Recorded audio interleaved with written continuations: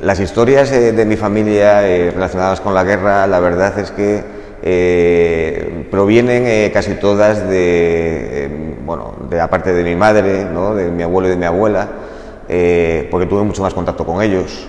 Por la parte de mi padre ya son de segunda generación, no es mi padre el que me las cuenta, porque se las había contado su propio abuelo. Y todas tienen un punto en común, y es que son de personas que no tenían una significación política especialmente importante, ¿no? O sea, no, es verdad que mi abuelo luego fue militante del Partido Socialista, pero después era muy joven cuando fue la guerra, no habían vivido especialmente la Revolución del 34, no eran personas significadas políticamente. Entonces, bueno, pues eso probablemente se refleje en cómo contaban las historias, ¿no? Por parte de mi padre, o sea, mi bisabuelo era tornero, mecánico, con lo cual era muy valioso para los dos bandos. Cuando llega el bando republicano, le pone a arreglar armamento y a hacer balas, y cuando llega el nacional, en primer lugar se enfadan y lo quieren condenar por haber arreglado para el bando republicano, pero cuando se dan cuenta que sabe hacer eso, pues también lo ponen a trabajar de su lado, ¿no? Y pues en el bando por parte de mi madre, bueno, quizás lo más significativo es que, estando mi abuelo ya alistado y luchando, pues apresan a mi bisabuelo, al padre de mi abuela, y lo fusilan en Mañugues, un fusilamiento masivo que tuvo lugar en el 37 más o menos.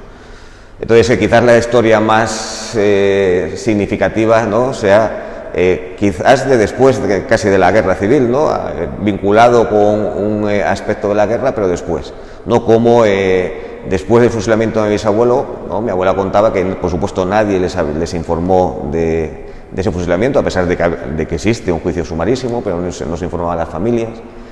Y como después de terminar la guerra, como no volvía el padre y esposo, pues tuvieron que buscarse la vida más o menos para saber qué es lo que había pasado, con métodos tan curiosos como ir a una vidente, una echadora de cartas, a preguntarle qué había pasado con el padre y marido, y la echadora de cartas confirmar de forma quiromántica, por decirlo de alguna manera, que había fallecido, y entonces, pues a partir de ese momento, asumir la pérdida y tirar hacia adelante, porque hasta los años 80, 90 no se pudo acceder en la familia al juicio y a la confirmación definitiva de que lo habían fusilado, ¿no?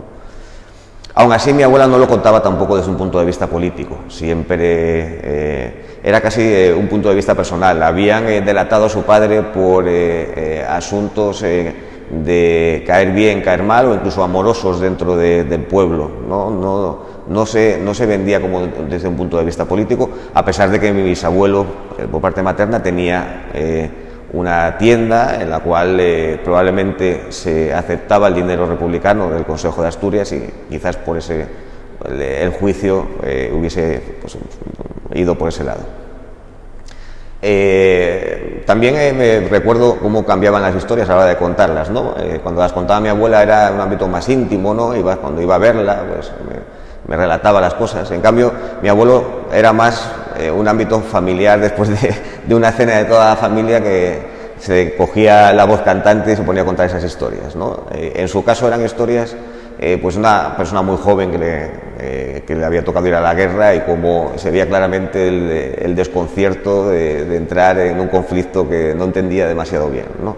Y por ello muchas veces se intermezclan historias no solo vinculadas con la guerra, sino con el hambre, con los aguarones, que son ratas gigantes de agua que dan mucho miedo, ¿no? Y que eran cotidianas en esos momentos, ¿no? Eran historias, pues, de alguien muy joven que le había tocado entrar en un conflicto que no entendía demasiado.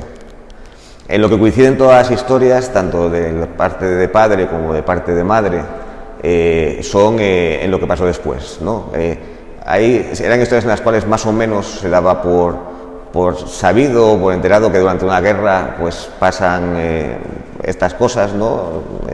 Es una guerra y es el contexto típico, pero a pesar de no ser políticos y a pesar de no tener una significación clara, sobre todo por parte paterna, todos se ponen de acuerdo que lo que sí que no tuvo nombre fue la represión que vino después. En eso no ponían, en eso estaban perfectamente todos de acuerdo.